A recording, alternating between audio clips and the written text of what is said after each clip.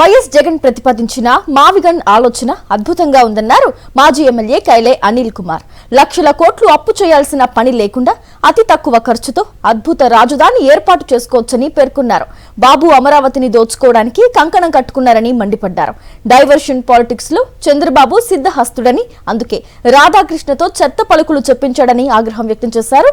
తల్లికి చెల్లికి తేడా తెలియని రాధాకృష్ణను అరెస్టు చేసి కఠిన చర్యలు తీసుకోవాలని డిమాండ్ చేశారు కైలే అనిల్ కుమార్.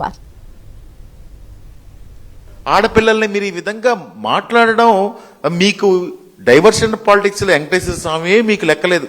అదేవిధంగా మహిళా తల్లులు కూడా లెక్క లేకుండా పోయారు. కేసు కట్టి అతను శిక్షించాల్సింది పోయి ఈ ప్రభుత్వంలో ఉంటే మహిళల పక్షపాతి అని మీరు చెప్పుకునే మీరు ఈ రోజు రాధాకృష్ణ పక్షపాతిగా, రాధాకృష్ణ ఈ రోజు ఏం చేసినా గానీ మీరు రాధాకృష్ణనే సమర్థిస్తారనమాట. మహిళల గురించి మాట్లాడడమే కాదు, ఆయన ఎప్పుడు కూడా ఒక నెగిటివ్ మెంటాలిటీతో రాసే వార్తలు కానీ, రాష్ట్రంలో అల్లర్లకు కానీ, మహిళలకి అన్ని వర్గాలను కించపరిచే విధంగా ఆయన వ్యాఖ్యలు ఉంటాయి. తప్పకుండా రాధాకృష్ణ గారిని శిక్షించాలి.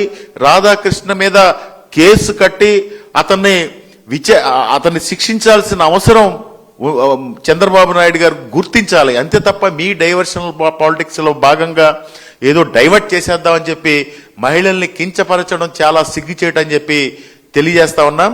మహిళలతో చెప్పు దెబ్బలు తినే కార్యక్రమం దగ్గరలో ఉందని చెప్పి కూడా ఈ సందర్భంగా తెలియజేస్తా ఉన్నాం.